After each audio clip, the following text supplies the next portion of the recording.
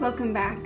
I am guessing that if you read the title of this episode, then you know what we are here to talk about, and it is to just kind of walk you through my thought process and why I decided to change the name of this podcast from The Highly Sensitive Woman to Sensitive and Self-Assured.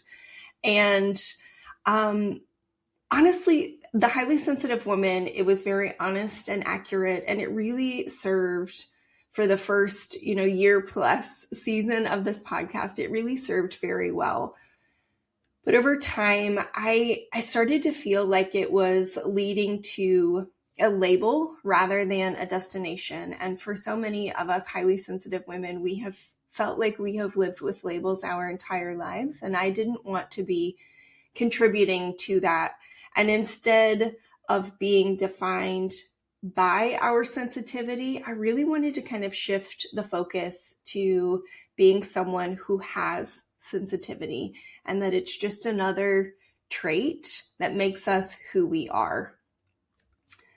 I also found myself kind of reflecting on how so many in the highly sensitive space refer to our sensitivity as a superpower. And I think there is a lot of beauty in reclaiming something that we have viewed as a negative for most of our lives and felt like we have been criticized for, and reclaiming that as something that's really positive.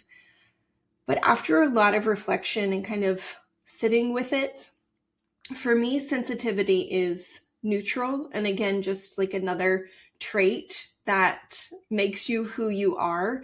And I felt like putting it on a pedestal can create almost as much pressure, if not more pressure, than condemning it as something that needs to be fixed or changed. And so for me, the goal isn't really to feel like super proud that you have sensitivity, nor ashamed that you have sensitivity. The focus of my work and why I do this podcast and the work that I do with my clients is really learning how to work with your sensitivity.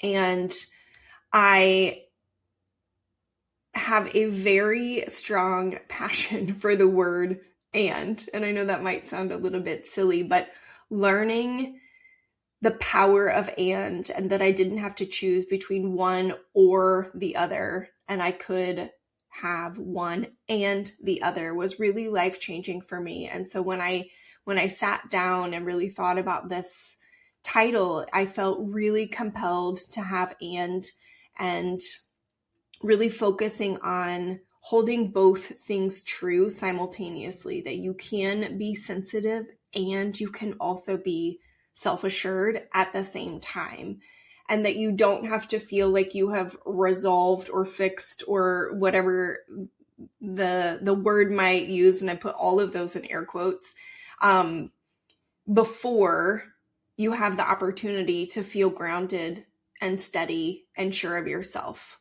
Both things are true at once, and that is the purpose behind this invitation to you as the listener to join me in this conversation.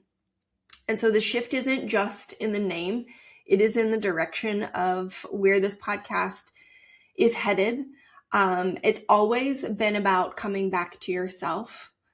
We're also going to be learning how to stay grounded even when you are with other people. You want to stay grounded in who you are and building the kind of trust in yourself that holds true over time and not just in those, easy moments. That's what self-assurance is. It's not confidence that's loud or boisterous, that's the word, but trust that is deep down in your core.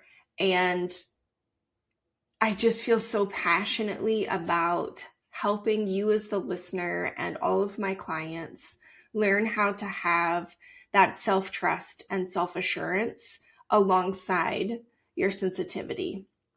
So this isn't necessarily a rebrand. It's just more of an honest name that captures where we have always been headed.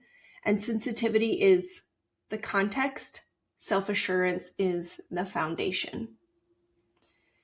You are someone who feels it all, and that knowing inside of you is worth trusting. Until next time, be sensitive and be self-assured.